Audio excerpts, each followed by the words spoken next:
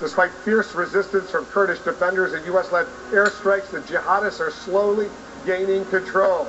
CNN's chief national security correspondent Jim Sciutto has the very latest. Jim? Well, Wolf, we learned just a few moments ago that the U.S. has carried out today 9 airstrikes in and around Kobani in an attempt to save the city from advancing ISIS fighters, but those fighters keep advancing, and they're getting reinforcements from the south and the east of the country. It is tonight the U.S. military's assessment that ISIS can take the city. It's the most visible front in the war against ISIS. And today, despite U.S. B-1 bombers and other warplanes patrolling the skies over Kobani, ISIS fighters are still gaining ground there. They now control a third of the city, bolstered by reinforcements from their stronghold in Raqqa. Within sight of Kobani, just across the border, are dozens of Turkish tanks, but they continue to watch from the sidelines.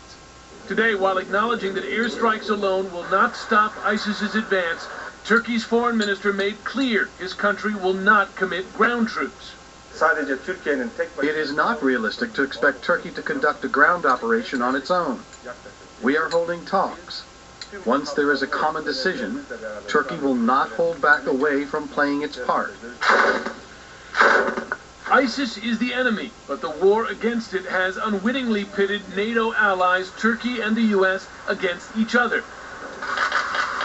Today, President Obama dispatched his point men for the military campaign to Istanbul to find ways for Turkey to help.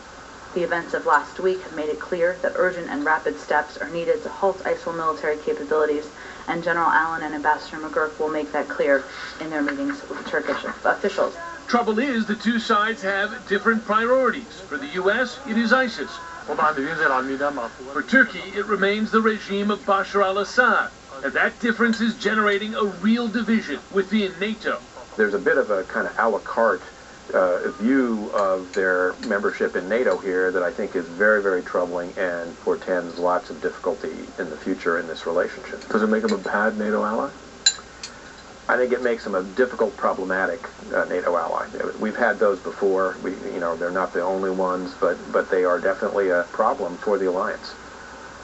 With these latest airstrikes against those ISIS positions around Kobani, that brings to the total of 46 airstrikes around Kobani. That is the second most struck target, Wolf, since the beginning of this campaign in either Iraq or in Syria, for a town that the military U.S. officials say is not strategically important, which they say cannot be saved by air power. It's a tremendous allocation of air power to try to stem that assault by ISIS. Yeah, but they're trying to prevent a massacre of the people. They're not only the Kurds, but there are a lot of Christians and a lot of Arabs who are there as well, who potentially could be slaughtered by these ISIS terrorists if they take over that city. That's right, but it's interesting. They're not using the word genocide, which they used as a motivation, for instance, for protecting the Yazidi people in Sinjar, which started the whole U.S. air campaign. They say that's a legal definition. It's not a term they're using to talk about the Syrian Kurds under threat there. But listen, if you're a family there who's fled across the border in the face of ISIS, from your perspective, I don't think you're making those distinctions. Could be a massacre, though. Yeah. If not genocide, it could be a massacre. No question. Pretty horrible,